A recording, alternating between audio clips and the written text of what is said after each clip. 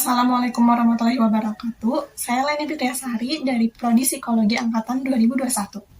Di sini saya akan menjelaskan topik tentang pengalaman-pengalaman keberagamaan. Pada awal abad 20, banyak para ahli yang menaruh perhatian terhadap studi pengalaman beragama. Salah satu studi yang sangat terkenal yaitu dilakukan oleh William James. Dia menerbitkan sebuah buku yang berjudul The Varieties of Religious Experience. Buku ini sangat populer dan dianggap sebagai tonggak penting dalam studi pada awal abad 20. Nah, menurut Glock, pengalaman beragama adalah suatu perasaan, persepsi, atau sensasi yang dialami oleh seseorang dan didefinisikan oleh suatu kelompok atau masyarakat sebagai suatu bentuk komunikasi dengan esensi ketuhanan. Nah, jika diambil dari definisi tersebut, ada dua unsur bagaimana suatu pengalaman itu bisa disebut sebagai pengalaman beragama. Yang pertama, adanya komunikasi dengan hal-hal yang bersifat ketuhanan. Nah, ini adalah aspek yang paling penting dalam pengalaman beragama. Yang kedua, adanya suatu konteks, yaitu suatu kelompok atau masyarakat yang memberikan validitas bahwa suatu pengalaman itu merupakan pengalaman beragama. Mungkin sederhananya, pengalaman beragama itu adalah sesuatu yang seseorang alami saat menjalankan hidup beragama, segala rasa, tindakan, saat berhubungan dengan yang dianggap Tuhan. Sebagai seseorang yang beragama, pastinya pernah mengalami banyak sekali pengalaman yang menurutnya itu bisa terjadi karena adanya bantuan dari Tuhan. Nah, pengalaman-pengalaman beragama ini terbagi menjadi 4 kategori besar. Yang pertama yaitu ada tipe conforming, yaitu pengalaman atau kesadaran seseorang akan kehadiran sesuatu yang bersifat ketuhanan. Contohnya, saat seseorang mengalami kesulitan di dalam hidupnya, lalu ia berdoa kepada Tuhan agar dimudahkan segala urusannya. Nah, adanya keyakinan kita bahwa ada sesuatu yang agung, yang maha kuasa, sehingga mendorong kita untuk berdoa dan meminta pertolongannya. Inilah yang disebut dengan tipe conforming. Nah, yang kedua ada tipe responsif. Di sini, individu merasakan bahwa Tuhan itu memperhatikan dirinya, seperti Tuhan mengabulkan doanya, seperti diselamatkan, atau pengalaman mendapatkan pertolongan, atau pengalaman keterlibatan Tuhan untuk menghukum atau mencegah seseorang berbuat kesalahan. Nah, yang ketiga ada tipe estatik, yaitu di mana seseorang merasakan keintiman dalam berkomunikasi dengan Tuhan. Individu dipenuhi rasa cinta pada Tuhannya sehingga memunculkan kondisi psikis seperti perasaan bergelora, bahagia, damai, dan perasaan positif lainnya. Yang keempat, ada tipe relasional. Dalam tipe ini, individu tersebut menjadi utusan Tuhannya secara langsung, di mana ini merupakan pengalaman beragama tertinggi, seperti yang terjadi pada para nabi dan rasul. Lalu bagaimana kita bisa membedakan bahwa pengalaman tersebut termasuk ke dalam pengalaman beragama atau hanya pengalaman biasa saja? Nah, ada 6 karakteristik yang menandakan bahwa hal itu adalah pengalaman beragama atau spiritual. Yang pertama yaitu ada ineffable. Artinya, pengalaman tersebut sulit jika harus dideskripsikan secara verbal atau kata-kata. Nah, kenapa bisa begitu?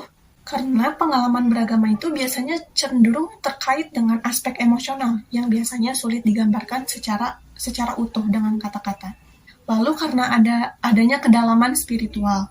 Oleh karena itu, pengalaman beragama atau spiritual ini hanya bisa dipahami oleh orang yang bersangkutan saja atau oleh orang yang memang pernah mengalaminya. Yang kedua yaitu kualitasnya noetik.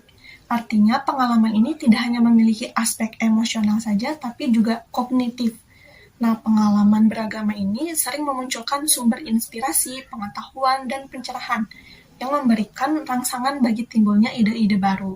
Seperti dalam Islam, dikenal dengan ilmu laduni. Yang ketiga, quality of unity. Artinya individu mengalami kesatuan bahwa segala sesuatu yang ada di dunia ini nih sebenarnya satu. Pengalaman penyatuan ini merupakan pengalaman yang paling intens, yang sulit dipahami. Mungkin sederhananya saat kita melihat pemandangan alam yang sangat mempesona sehingga memunculkan rasa kagum yang sangat amat, sampai-sampai tanpa kita sadari kita mengeluarkan air mata karena saking indahnya pemandangan yang kita lihat itu. Yang keempat yaitu real. Artinya, orang yang mengalaminya merasakan bahwa itu nyata dan sungguh terjadi. Pengalaman ini sering dianggap hasil dari imajinasi, hayalan, atau bahkan halusinasi seperti yang terjadi pada orang psikosis. Ini disebabkan karena dalam pengalaman spiritual, seorang kadang bertemu dengan orang-orang suci yang sudah tiada, melihat cahaya atau mendengar suara-suara yang tidak bisa diindra oleh kebanyakan orang. Nah, indikator yang membedakan pengalaman psikotik dan spiritual diantaranya, jika dalam pengalaman psikotik biasanya berdampak destruktif atau menghancurkan. Misalnya, orang tersebut mendengar suara yang menyuruhnya untuk bunuh diri, atau membunuh orang, atau suara-suara yang membuatnya takut. Sedangkan pada pengalaman beragama, berdampak positif pada yang mengalaminya. Misalnya, orang tersebut merasakan kedamaian, kebahagiaan, dan keberkahan di dalam hidupnya.